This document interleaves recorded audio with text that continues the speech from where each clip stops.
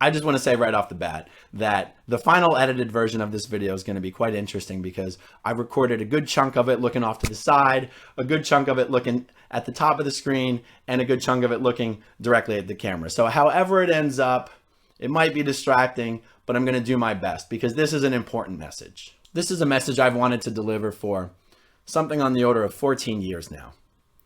To a Scientologist in Los Angeles who's a well-known plastic surgeon named Ed Terino. And as I sit here, I've already recorded this message several different times, and I haven't decided how I'm going to edit it together, like I said. But let me not make the mistake of burying the message 15 minutes into the video or something like that. The message is this.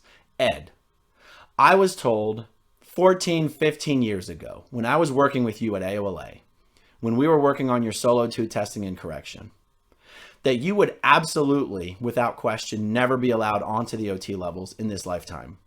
Because of the fact that when you were doing your medical training, your medical apprenticeship, internship, whatever they call it, you contributed in administering various forms of psych drugs to various patients, just as far as your routine doctor training.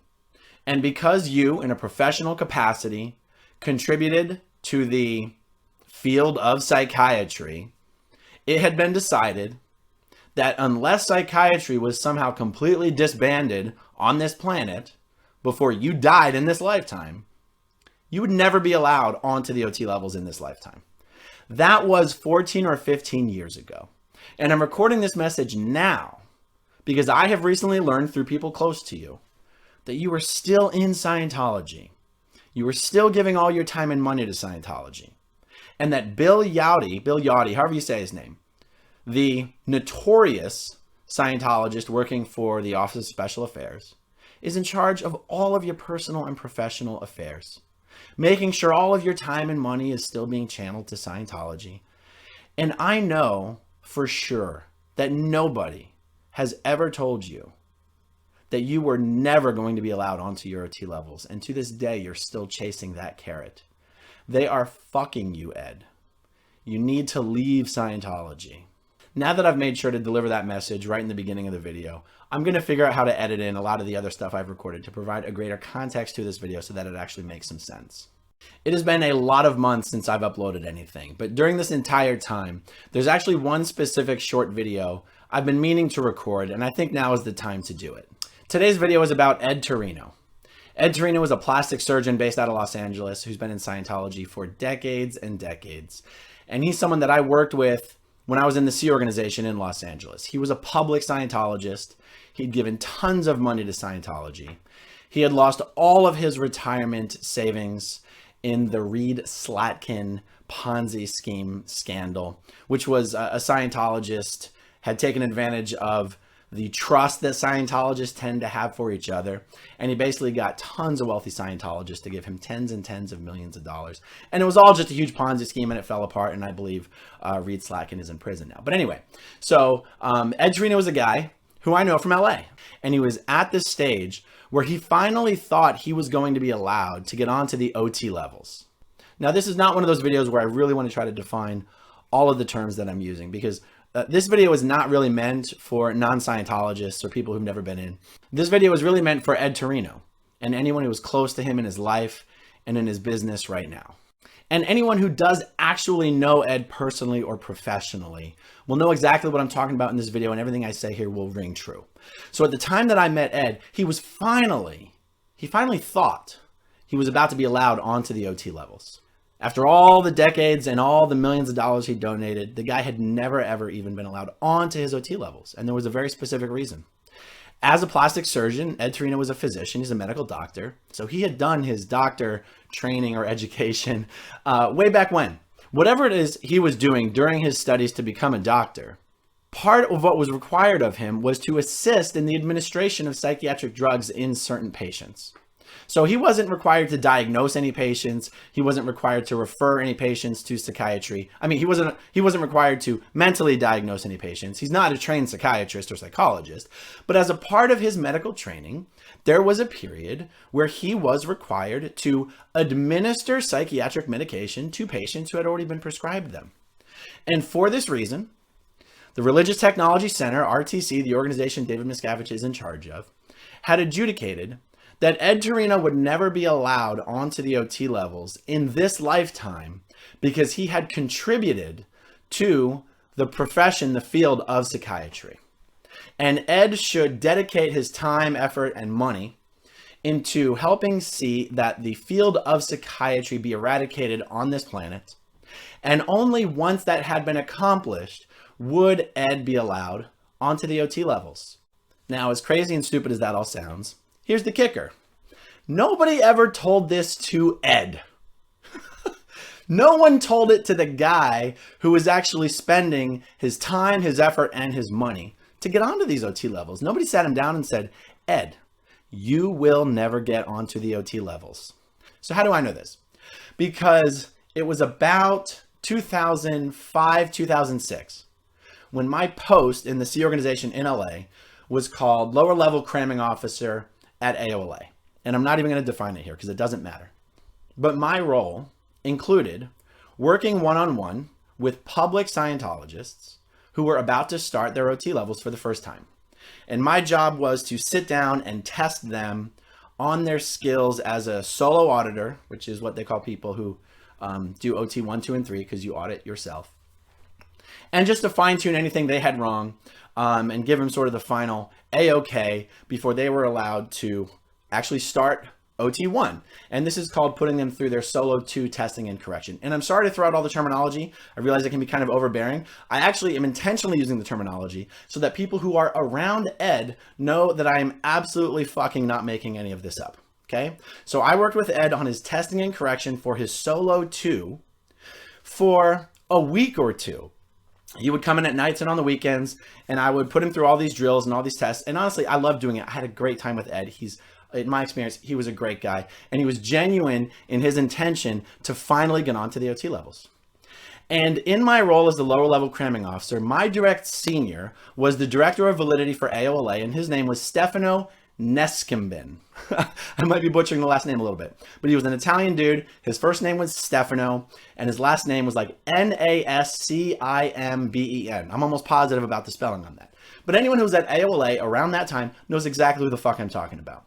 Okay, so Stefano was the director of validity, and above the director of validity is the qualifications secretary, or the QualSec. That post was being held by Alex Ortiz, who's no longer in the Sea Org. So because Stefano and Alex could see that I was spending so much time working with Ed to make sure he had everything straight and squared away and had no confusions or misunderstandings so that once he got onto the OT levels, he wouldn't have any trouble. They saw that I was spending all this time with him. They actually pulled me aside. And it was, Alex was there, but it was Stefano who said this to me. And he said, look, just wrap it up with Ed. Just wrap it up. You don't have to spend all this time making sure he's got every little fine point correct. Just finish with him and move on to whatever else you've got going on. And I was like, why? What's the deal? And by the way, a quick additional touch of context here. Within the organization, the qualifications secretary within the organization has pretty much the final authority, at least at AOLA at this time, on who's going to be allowed onto the OT levels. Mind you, I'm talking about within the organization, because the true authority comes from without the organization and lies in RTC, the Religious Technology Center. But within the organization, Alex Ortiz at that time was pretty much the top technical authority within the organization, even more so than the senior CS at that time. Okay, so Stefano was saying this to me. Alex is standing right next to him. Stefano says, look, he's not going to be allowed onto the OT levels. And I go, well, does he know that? And he's like, no, he doesn't know that. He doesn't know that. But, back in his medical apprenticeship, he passed out some psych drugs, and it's been determined that he's just not going to be allowed on the OT levels this lifetime. And I was like, okay, that seems a little fucking weird. It's kind of, it doesn't make any fucking sense. I mean, even me as a Sea Org member at that time was like, it's so fucking stupid to think that because of something a guy did 40 or 50 years ago, he's never in this lifetime going to be allowed to do X because of ABC. Anyway, it was just so fucking retarded. It wasn't the most important thing at the time, and it wasn't something I was really in a position to fight for, or any individual Sea Org member would ever really fight for. And I was like, okay, fine. And, ever since then, I have from time to time thought about that conversation. I've thought about Ed Terino. I thought about the conversations he and I had privately while we were working together. He said, look, I should not still be working, but I can't afford to retire because I lost all my money in the Reed Slatkin Ponzi scheme and I got none of it back. So I'm still working, and he was still paying all of his money to getting onto his OT levels, and nobody would fucking tell this guy, stop spending your money. It's not going to get you anywhere. And just because he was such a sweet guy with me, I've had my attention on it from time to time over the last, 14, 15 years or whatever it's been. And recently, I was contacted by some people close to Ed. And they told me that to this day, Ed Terino is still in Scientology. He's still giving them all of his money. He now even has Scientologists running his practice for him. Actually, Bill Yachty, I'm not going to describe who Bill Yachty is, but anyone who has been watching Scientology for a long time or knows anything about Tori Christman knows who Bill Yachty is. Bill Yachty is now running all of Ed Terino's personal and professional affairs and making sure that Ed Terino is kept completely isolated from any sources of information that would turn him away from Scientology. And to this fucking day, nobody has told Ed Terino that he will never be allowed on the OT levels in this lifetime. Ed, I want you to hear it from someone you know knows. The Senior CS AOLA, the QualSec AOLA, the RTC Rep AOLA will never allow you to start your OT levels in this lifetime.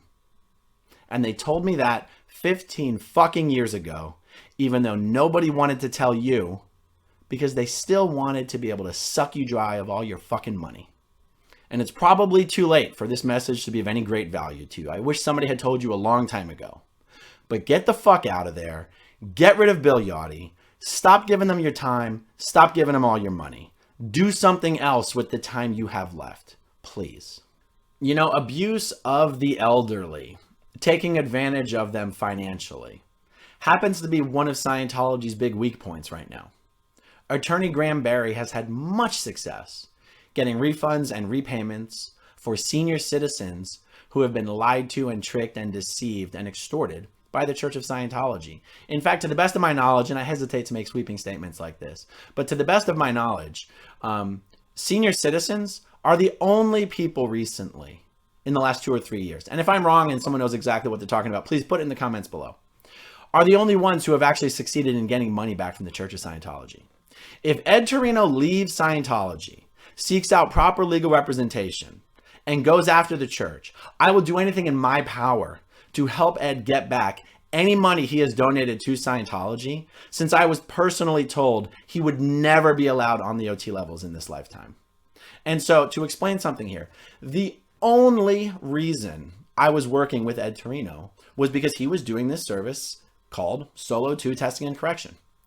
And the only reason a public Scientologist would ever be doing Solo 2 Testing and Correction is because they were imminently going to be allowed onto the OT levels.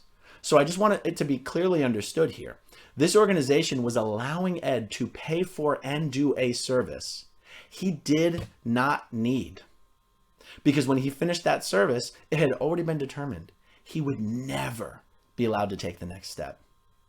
But if you're not going to take the next step, there's no reason to do the prior step, because the prior step only exists to prepare someone for the next step. I think I'm explaining this, and I think everyone watching this gets what I'm talking about, even if they have no idea about the Scientology terms. This is fraud.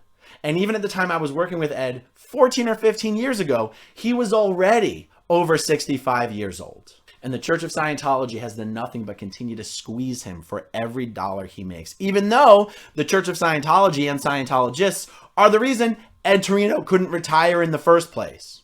I was just so heartbroken when I heard that not only is he still in having to practice professionally, not only is he still giving money to Scientology to chase the OT levels, but that a notorious Scientologist is personally running all of his personal and professional affairs. And I thought, man, Ed Terino is fucked. He is fucked. He is screwed. He has no one looking out for him.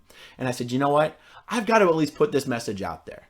I've got to get this message out there to someone who knows Ed and will pull Ed aside and be like, Ed, what the fuck? Do you know this guy, Smith-Levin? Did you work with him at AOLA?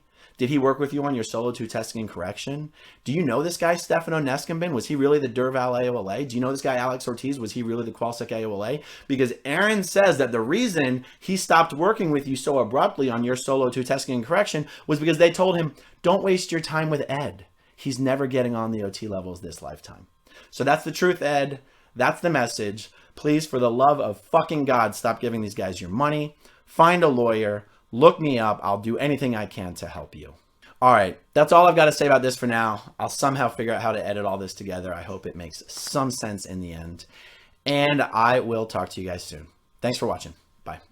Okay, if you want to see my rock and roll songs, click right on this guitar. And if you want to see a different one of my videos,